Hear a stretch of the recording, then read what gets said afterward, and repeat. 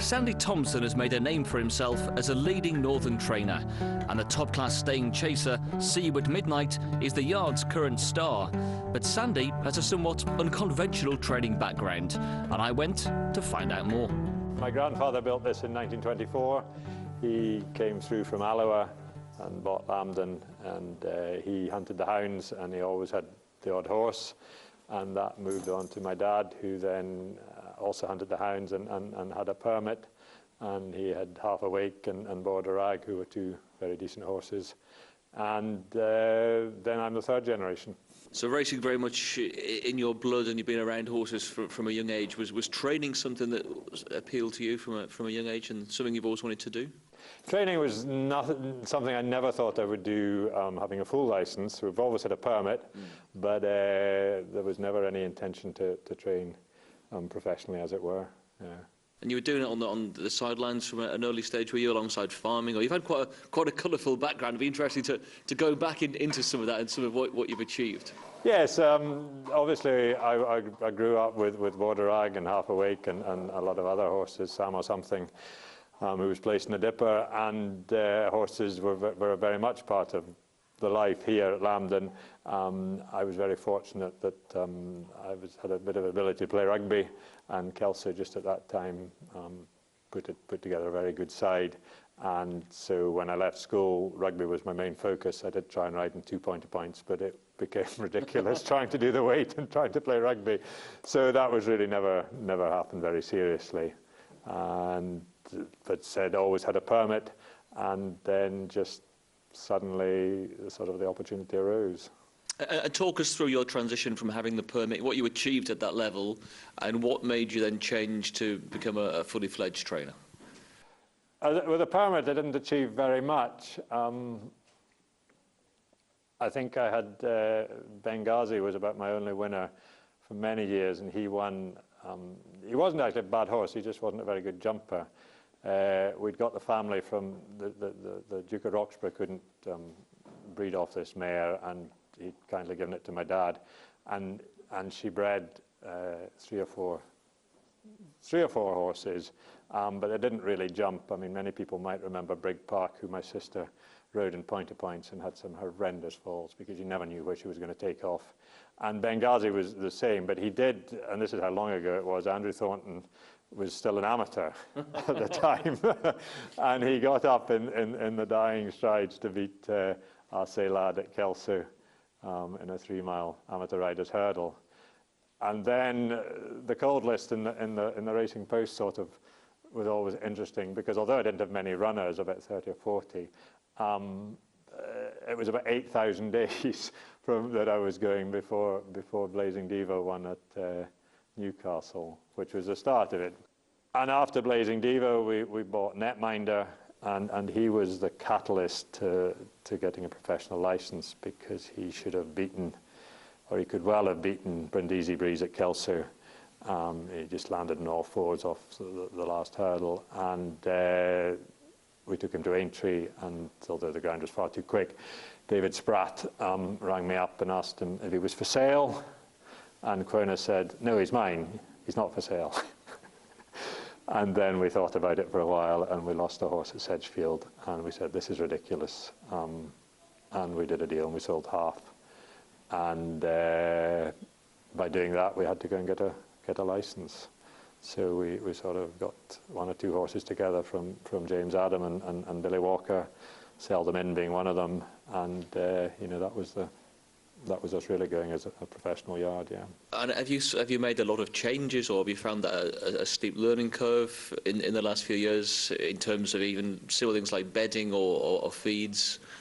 Well, we definitely knew nothing then. We probably don't know very much now, but yeah, things have changed dramatically. Yes, in all those things, you know, again, Ryan obviously is about to marry my stepdaughter Annie, and he was obviously down with Sue and Harvey, and Harvey said, you know, oats are a thing of the past, and ever since we've sort of sped spillers, and It was slightly, I don't think it was totally the change of feed, because I think always in the autumn our horses have taken a little while to come to themselves, but I was getting slightly despondent because I didn't think the horses were running as well as they should, and we changed. As soon as we changed, you know, the horses started running well.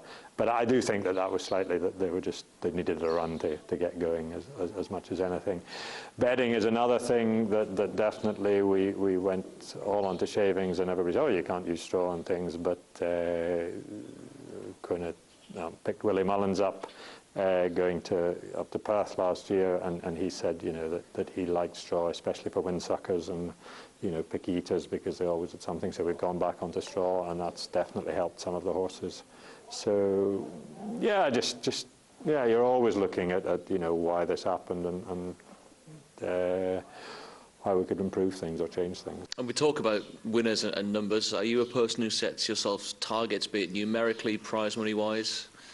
Do you have an ambition or a sort of stage you want to get to? I said at the beginning of I said at our open day that, you know, it would be nice to get to 20 this year, because that would be a progression. And, you know, hopefully we will get there, yeah. But don't get too hung up about figures, as long as the horses are running well and doing the stuff, you know, because things can change, you know, just you can get a virus, or, you know, 2 or 3 horses can go wrong and things, and things might not work for you. So I'm not a great statistician, sorry. Rugby sort of, they're always quoting statistics and things, and they're a load of rubbish. You know, they have their use, and it shows you something. But obviously, you know, it's very pleasing to see, you know, 23% and 120,000 prize money, you know, at this stage of the year, which is, you know, about £2,000 for every runner. You know, so that is obviously a figure that I'm very happy with, but. Well, I get worried if it drops off. It will drop off. You know, that something will happen. You know, it happens to everybody. Yeah.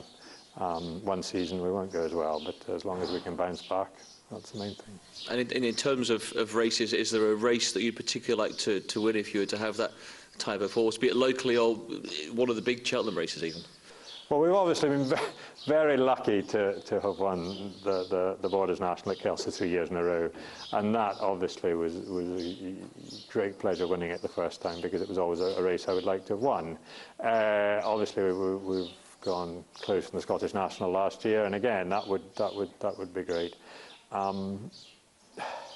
It would be great to have a winner at Cheltenham. Don't get me wrong, but it's getting more and more difficult, because there is a lot of money getting thrown at people wanting to have Cheltenham runners and winners, and I would rather, you know, win races throughout the season, and we'll go to Cheltenham if the owner wants and we think we've got the right horse, don't get me wrong, but it won't be the be-all and end-all as it is, I think, becoming for some of these big owners.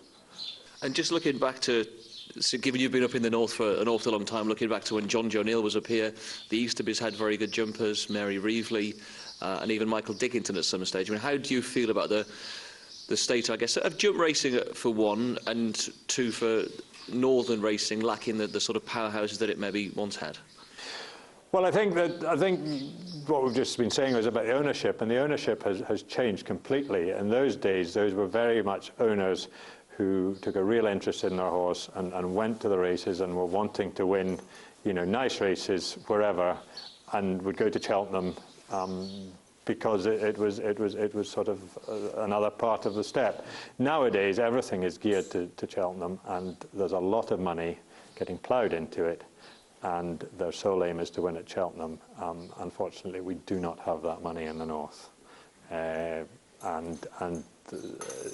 people think, rightly or wrongly, that they need to be going to the Paul Nicholls and the Philip Hobbses, you know, and Nicky Hendersons to give them the best chance. That's their opinion, and you know, they want to go and do well at Cheltenham, but it's certainly not what we're about. And what do you think racing can do across the board to change that perception, to change that mindset, to try and promote the general day-to-day racing as opposed to being solely focused towards the big festivals towards the end of the season? We need to get a more balanced programme. I mean, we had the ridiculous situation where we had Musselburgh and Wetherby on the same day, and in the north, certainly, it's been one of the big declines has been in our Grade 1 tracks. Doncaster, Wetherby, Ayr, and Newcastle, you know, are not pulling their weight. You know, there was last Sunday or Saturday, you know, what did Wetherby had the Towton, you know, and their total prize, I think the prize money for the whole day was 75,000, yet Musselburgh, you know, managed to have £150,000 prize money. And it can be done, you know, Kelsey do it, Musselburgh do it, and these courses have got to get their acts together and start producing. And the jockey clubs simply, or the BHA, shouldn't be letting them race on prominent days if they can't. Because it's got to, that's the only way it's got to come, so that people actually say, yes, it's worth. You know, there's nice races in the north, not just a race on a day, you know, but actually 2 or 3 nice races. And let's touch on some of the horses you've got here then. The one I suppose we're most familiar with is See You at Midnight, who I guess brought you to a much wider audience when he won down at Cheltenham in the Dipper. Yeah, I mean, what an amazing day it was, and what an amazing performance. You know, it's stuff we dream of. You know, I think I've said before, you know, everybody, whenever they buy a horse or get a horse, and, you know, they think, you know, where's this going to take us? Is it going to win, be it their local point-to-point or whatever? And, you know, we didn't necessarily think of winning at Cheltenham with him, but he has obviously taken us there, and a great run in the Scottish National, and, you know, obviously a great day at Carlisle, only Bristol to my. And from his early days, Sandy, do you just tell us a bit about where he came from and how you came to get him? And was he a horse you'd singled out at one stage as, we want to have him? No, not at all. We'd been to Doncaster, we had an order, and it sort of fell through. And I think it's well known, Croner was sitting on our crutches and just liked him going round the ring. And we went and did the deal outside, and from his early days, we thought he was nothing very special. Really? You know, he never did anything. I mean, he used to have to kick him around the roads to begin with, and he went nowhere. And then just suddenly he started to show a little. But the first day he won at Hexham, I mean, we almost didn't run him. Croner was worried because Tom was playing his very first representative game, and she was more worried about Tom getting to Murrayfield than midnight running at Hexham. But obviously, because it was the first race, I managed to do both, and both their careers have gone from strength to strength. And from then on, he went on, I think he won a Rendlesham, didn't he, as well? Yeah, he then went to Musselburgh, and you know, obviously won that Albert Bartlett race at Musselburgh and beaten Racing Pulse. And you know, I was fairly confident after Hexham, because he would definitely come on for the run, that we had something, you know, better than average. But obviously the Musselburgh race, just on that ground, just the way he jumped, you know, was great. And then the Rendlesham, yeah. And then the Sefton was probably, you know, just he'd been up quite a long time, and it turned out to be, you know, with Cole Harden and Whisper, a pretty good Sefton at Aintree. Yeah. And what about the back end of last season? Of course, the Dipper performance was magnificent. Things didn't go quite as well at Cheltenham, but he really ended the season on a high up at Ayr. Yeah, I think probably what I've learned is that he's a horse that very much wears his heart on his sleeve, and he puts everything in. And I think at the Dipper, I probably got the travelling wrong, is that we went down one day and came back the next, and he actually probably needed a month off after it, and he went to Newcastle and he won, but he obviously, blatantly looking back, he obviously wasn't, you know, the horse that he was. And then he went to Cheltenham, and he probably wasn't, you know, right at Cheltenham either as well. And I think that's sort of shown up by what's happened this year, because obviously he went to Carlisle, and he takes a lot of work to get him fit, and you know, obviously absolutely delighted with the performance at Carlisle, but probably just took more out of them we thought, and you know, he probably needed longer before his next race, but that is something we just learn with experience. Yeah. And we saw him coming back in this morning with a bit of a swagger walking down the road. What's his plan now going forward for the remainder of this season? Yeah, I had a little problem, high suspensory after Haydock. Now, it didn't appear immediately, so you know whether it was just something that was niggling him. So he's back on the road now. I think there's the Liz Adam Memorial Chase at Kelso, about coming to the end of March would be an ideal prep race for the Scottish National. Yeah. And is he a horse, do you think, who with more time under his belt could go back and improve on what he did at Ayr last year? I think so. I think that Ayr last year, obviously, there was a picture of it the other day of him, and he really did dive through the last fence. And you've got to hope, yeah. You've got to hope. It's not going to be easy because, unfortunately, the Scottish National is a race that novices, because the handicapper doesn't quite know where he is with them, have a good record in. So it will not be easy, you know, coming up against some of these novices of a rating of 154 as he is at the moment. You know.